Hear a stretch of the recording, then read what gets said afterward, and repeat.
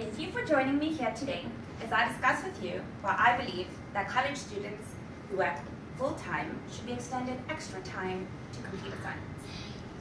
It is my opinion that students who are not only in college but who work full-time to provide for themselves and gain experience in the real world should be extended such a courtesy. Such students are putting out double the effort into the economy, deepening their human capital by studying and learning a trade.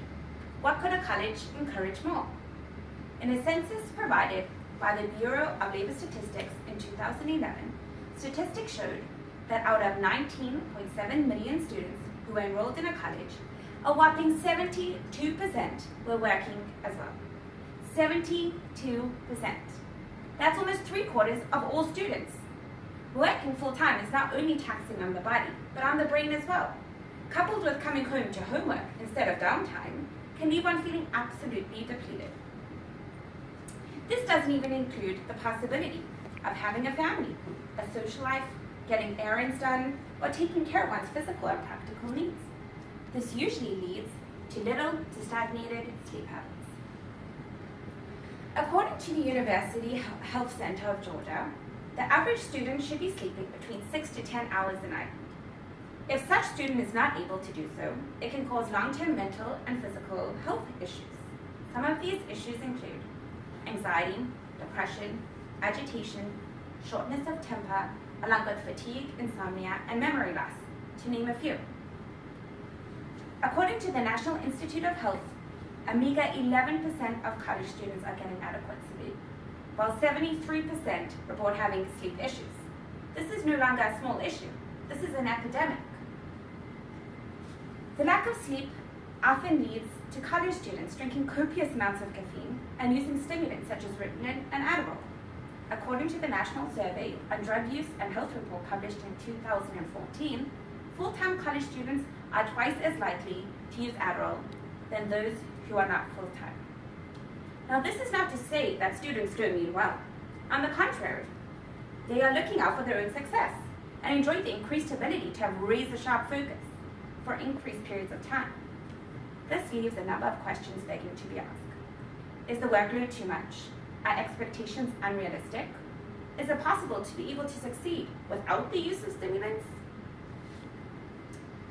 Many universities will probably argue that sleep deprivation isn't their concern, that students should be more organized and focus on their priorities, which should be college. However, we know life isn't one track. There are other stresses, some that only a select few people do not have to worry about, while the rest of us stress ourselves to stomach ulcers. Such examples would be rent, food to survive, let's be real, we're mostly talking about ramen noodles and the odd salad, paying the Wi-Fi in order to complete assignments on time, and health insurance. Basics. On a similar note, full-time employees are majorly feeling the sting of sleep deprivation and insomnia as well. Researches conducted by Harvard University show that the average worker in the United States uses 11.3 days of work productivity per year due to sleep loss and insomnia. To put this in perspective, Salary.com reports that the average American employee with a year's work experience only gets 14 days off per year. Imagine how we could eliminate the sleep issues our workers are facing. Employees would be able to take extra days off per year, and their employees would still benefit. This sleep deprivation equals a loss of $2,280 per employee per year, and a total of $63.2 billion deficit to the US economy annually. That's huge. Sleep loss not only affects students, but it clearly affects workers just as badly. Imagine the toll insomnia is having in those who work and go to school. Research has also clearly shown that those that are sleep deprived will face potential serious health issues and a lower quality of life.